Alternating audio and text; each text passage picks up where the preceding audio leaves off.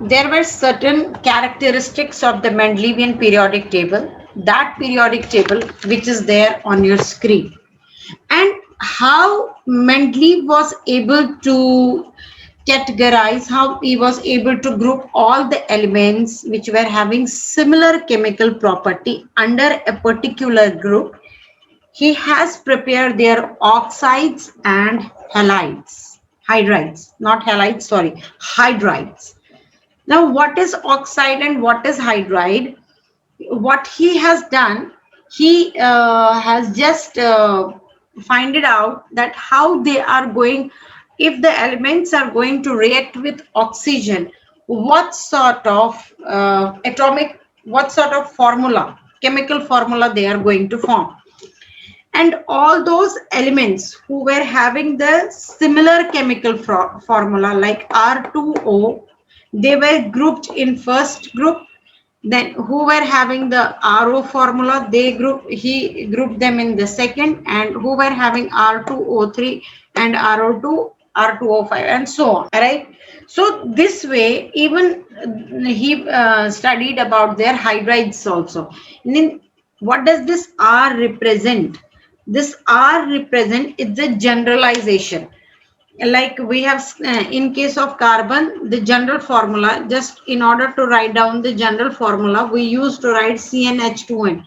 Now what does this N represent? N represented the number of atoms. In the same manner here, this R, whatever is R here, it represents the different elements which will combine with oxygen to form R2O formula. Here the different elements which will combine with oxygen to give us the formula RO, right?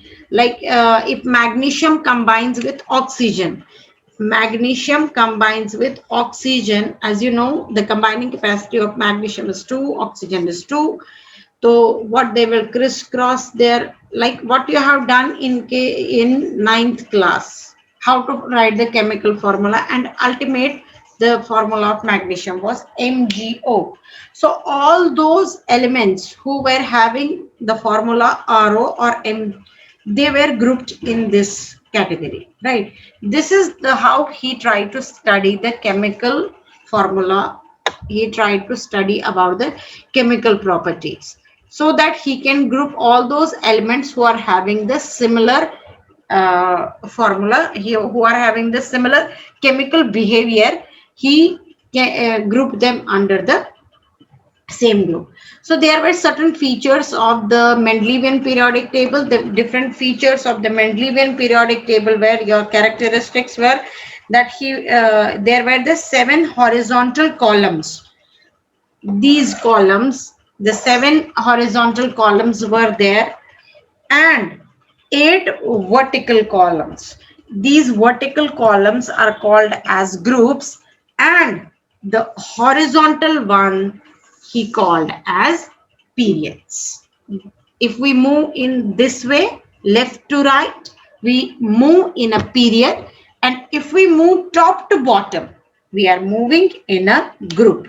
So in the Mendelevian periodic table, there are 7 periods and 8 vertical columns. Now, one by one, we will be discussing about the achievements or merits of Mendelevian periodic table.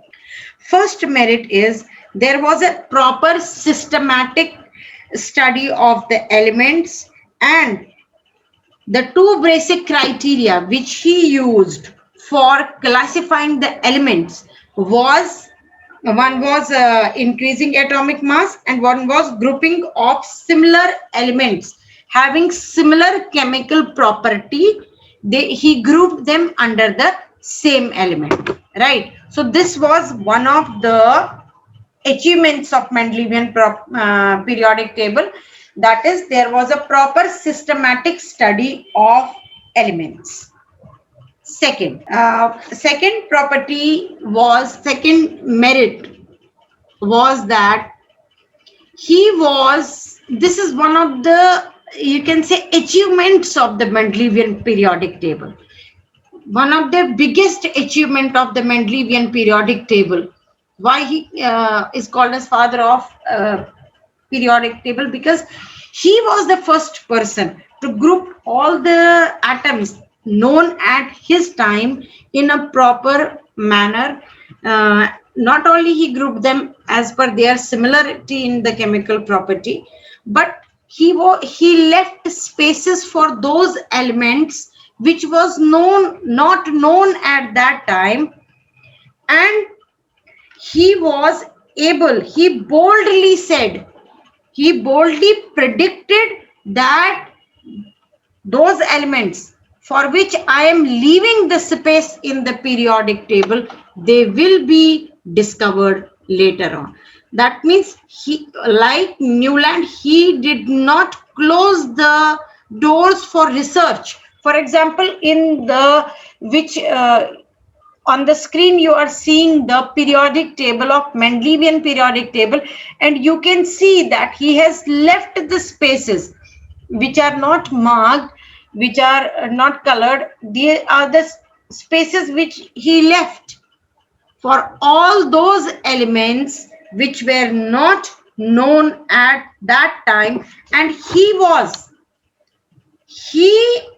boldly said that these elements will be discovered later on, and he was able to predict their properties. Now, how he was able to predict their property? Because if he was knowing the property of the group third, so he could easily predict the property of that element, because all the property, if we are talking about a group, all the properties are applicable to each and every element of the group. Whatever is the property, chemical property of lithium, that is the chemical property of sodium. The same is the chemical property of potassium. In here also, in third group also, whatever is the property of boron, they are quite similar to that of aluminum, and they will be quite similar to that particular element for which he has left the space. This was one of the biggest achievement of the Mendelian periodic table, that he left blank spaces or gaps in his periodic table for those elements which were not known at that time. Not only that, he not only left the spaces but also was able to predict about their properties, and he has given them a proper place. Mendeleev named these elements by prefixing a Sanskrit word, that is Ika. He was able to, like scandium, gallium and germanium were not known at that time, so he called them as Ika boron. Ika boron he named for scandium, Ika aluminum. Then for silicon, for gallium he used Ika silicon.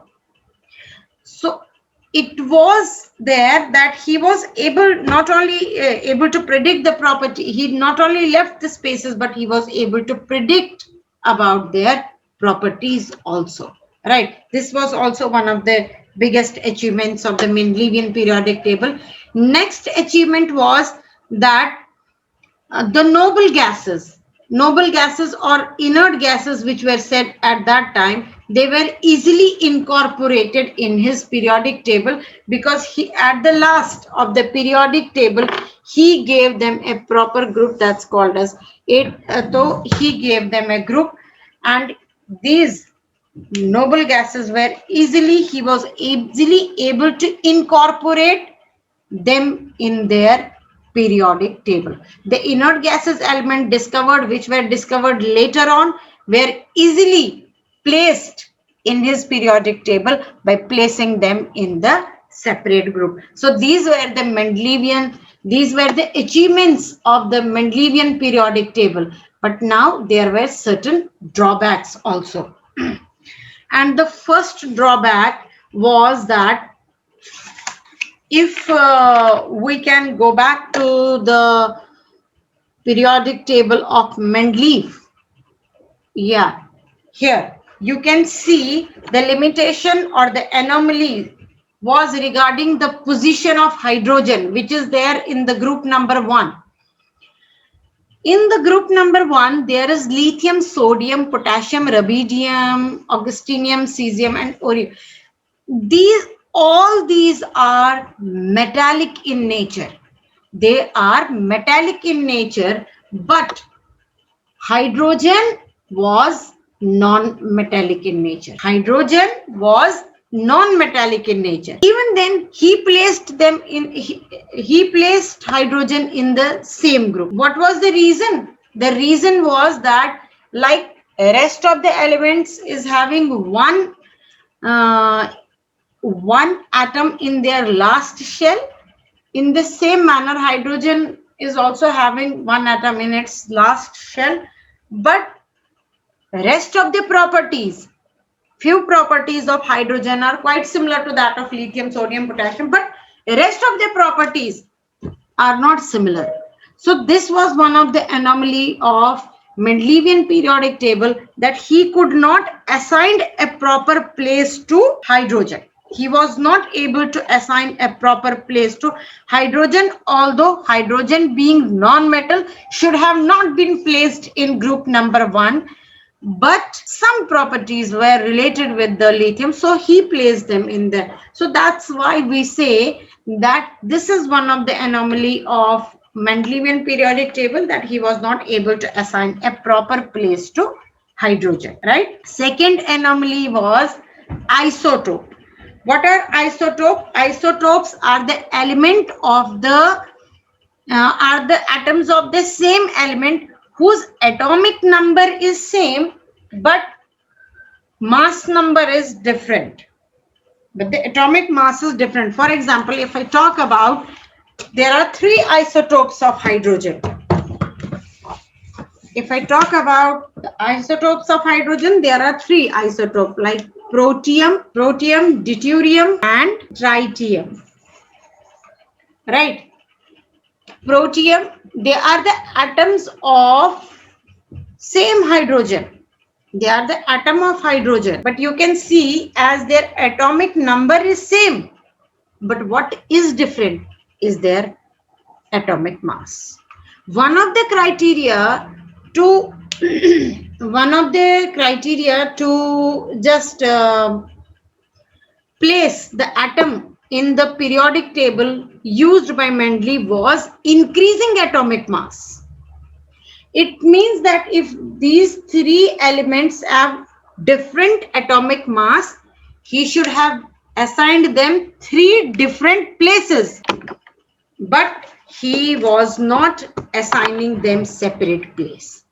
And this also he was not able to answer, that although his atomic table is based on atomic mass, although his periodic table is based on the atomic mass, but he was not able to assign a proper place to isotopes, because isotopes are having same atomic mass but different mass number. Right? So this was also anomaly.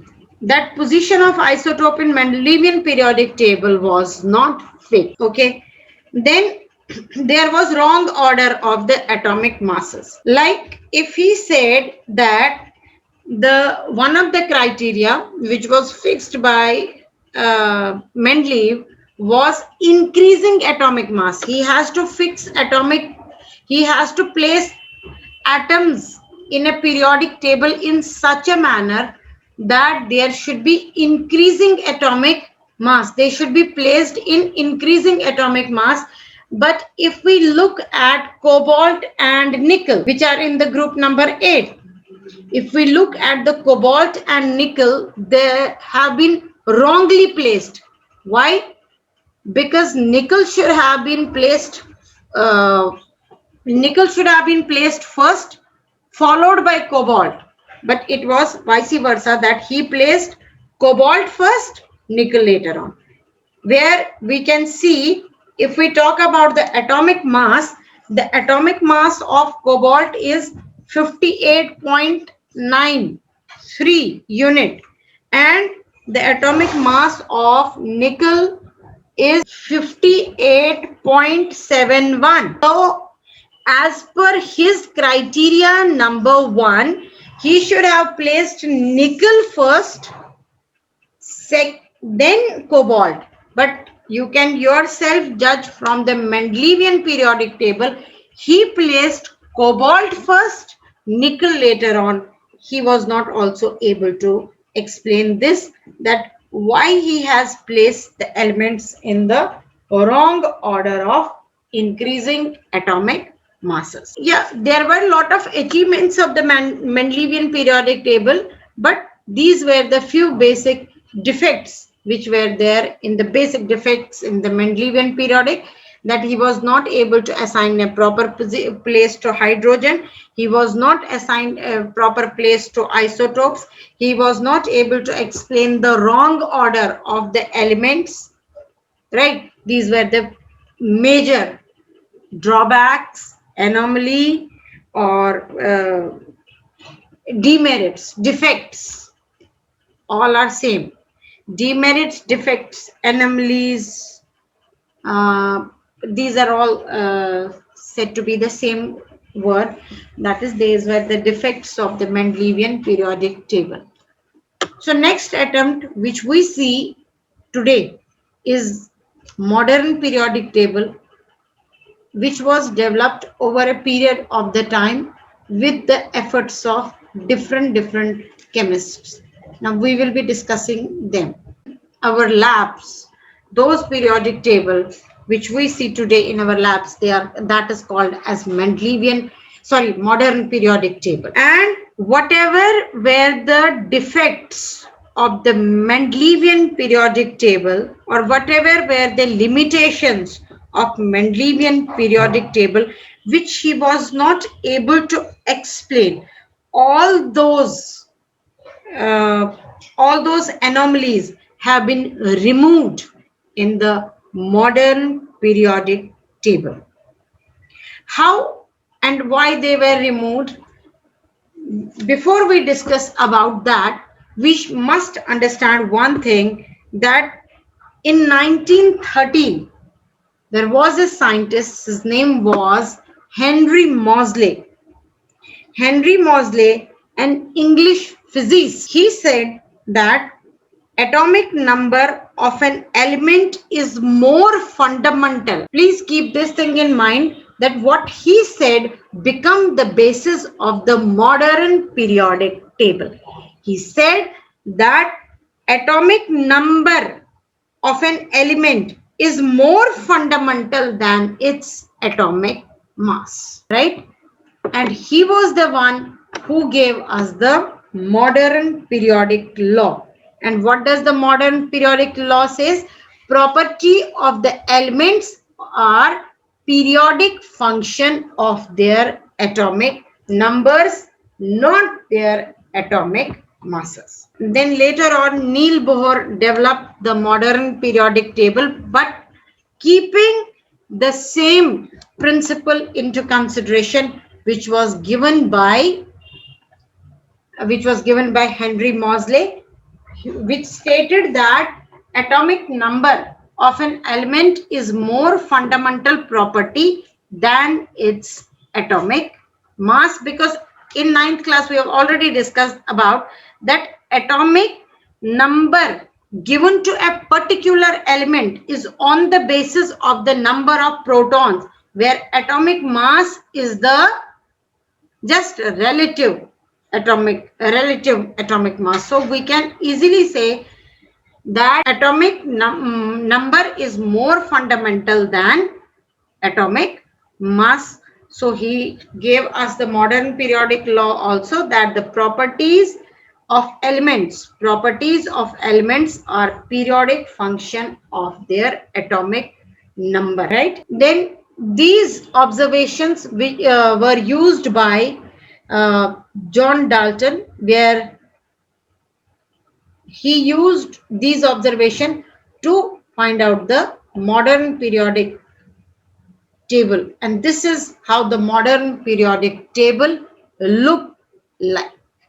This is the modern periodic table which was formed by John Dalton by using the observations which were given by Henry Moseley. In modern periodic table, you can find out there are, like what we have seen in case of Mendelian periodic table, there are groups and columns, right? In the same manner, in the modern periodic table also, there are groups and the columns.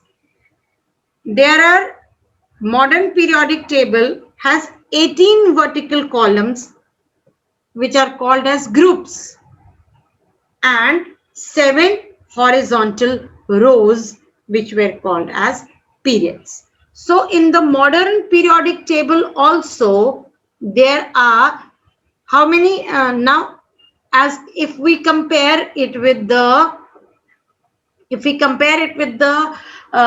Mendelian periodic table, somehow it's quite similar to that of the Mendelian periodic table. Almost periods are same.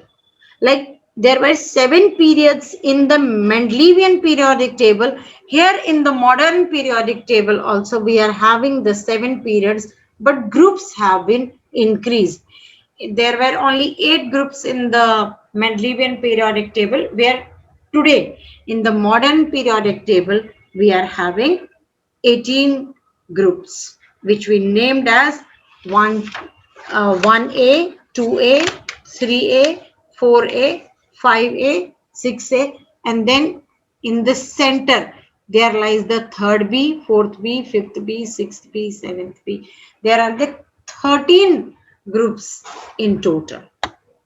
Sorry, there are there are 18 groups. Now we will be discussing about the how the elements are placed in the periodic table. What all are the criteria which is used for placing the